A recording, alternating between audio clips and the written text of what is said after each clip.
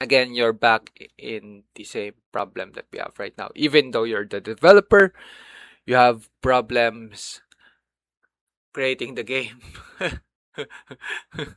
Just like when you were just playing the games, you still continue to have these problems that the games are buggy. There's something wrong with the gameplay, there's something wrong with the graphics. So I think that's why there are people who don't want to play games anymore, or don't want to develop games even, because they just get into more problems. And I think that naturally we don't want to get more problems, right? So as we live our lives, the more problems we get, the more problematic our life becomes. So we do what we can to at least reduce the problems that we're getting, only they just keep on coming. And sometimes you cannot solve the problems because the problems are out of your control. No matter how much you tell the person to do something, because that's the correct way to do it, they don't listen, they don't pay attention, they don't care.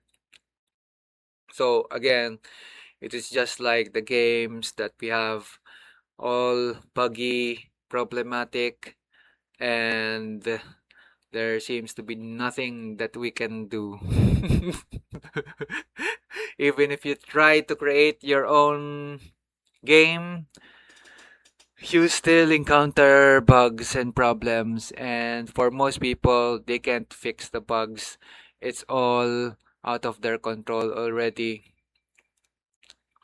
So I think that me as a developer who's been developing apps for over a decade, I'd say that there are certainly parts in the development process that are interesting, that are fun. And these are usually the ones where I am not looking for something. What I mean by that is I am looking for the cause of the problem.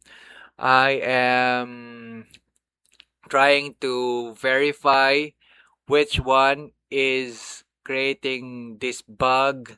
So those things, if those things aren't there, which is not often the case, then I think that the development process is going to be fun. So you are pretty much just tweaking the game. Maybe, for instance, you want the character to move in a certain way. When the character punches the other guy, then the other guy moves and is hit and things like that. So that type of development work I think is fun because you're not spending too much of your time looking for the problem which is causing you this bug or something like that.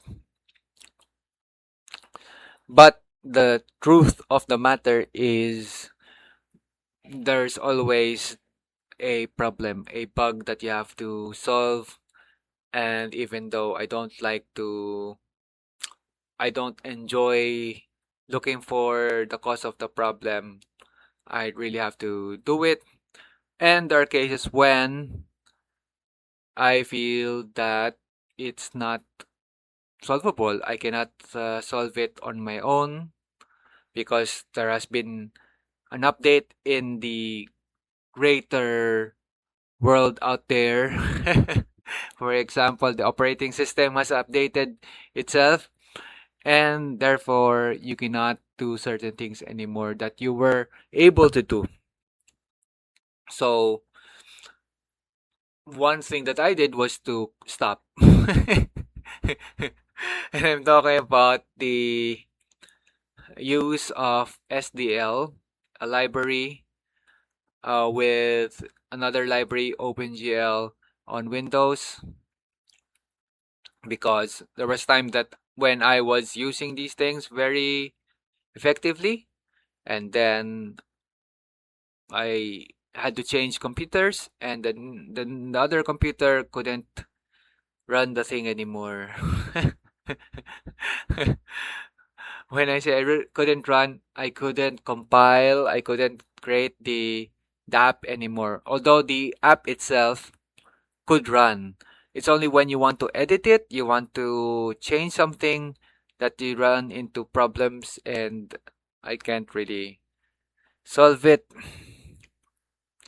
So that's that.